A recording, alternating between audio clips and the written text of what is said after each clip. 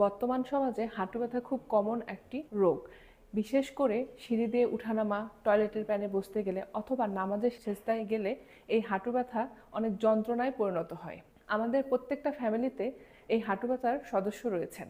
এটি শুধুমাত্র বয়সজনিত কারণে হবে বিষয়টি এমন নয়।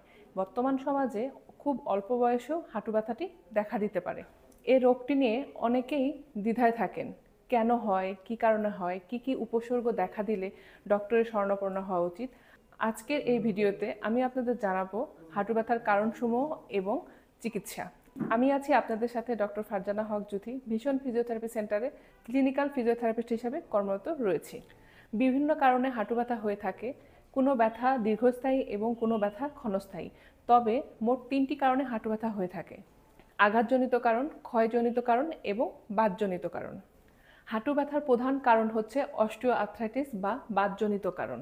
মানবদেহের প্রতিটি জয়েন্টের মতো হাঁটুর জয়েন্টও নরম এবং মসৃণ আবরণ দ্বারা আবৃত থাকে, সেটাকে আমরা কার্টিলেজ বলি। আমরা এই মডেলটিতে দেখতে পাচ্ছি যে আমাদের প্যাটেলার নিচে দেখেন, এটি হচ্ছে ফিমার এবং টিবিয়া ফিবুলার মাঝে কিছু জেলের মতো পদার্থ দেখতে পাচ্ছি।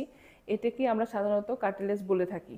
কোনো কারণে যদি এই কার্টিলেজ ক্ষয় হয়ে থাকে তবে এই মসৃণ আবরণটি আর থাকে না, তখন এখানে ব্যথা হয়, ফুলে যায় এবং অনেক সময় রেড সাইনও দেখা দেয়। এটিকে আমরা অস্টিওআর্থ্রাইটিস বলে থাকি। বয়সজনিত কারণ সাধারণত 45 বছর পার হয়ে যাওয়ার পরে এটি দেখা দেয়। এটি পুরুষের থেকে মহিলাদের বেশি হয়ে থাকে। অতিরিক্ত ওজন, ওয়েট বিয়ারিংয়ের জন্য এই নি জয়েন্ট বা হাঁটু খুব গুরুত্বপূর্ণ একটি ভূমিকা রাখতে পারে। এর ফলেও অস্টিওআর্থ্রাইটিস বা ক্ষয়জনিত রোগ হয়ে থাকে। মাংসপেশি দুর্বলতা, হাঁটুর জয়েন্টের চারপাশে মাংসপেশি দুর্বল হয়ে গেলে হাঁটুর জয়েন্ট সঠিক স্থানে ধরে রাখতে পারে না। এর ফলে মুভমেন্ট বেশি হয় এবং ক্ষয়টা বেশি হয়।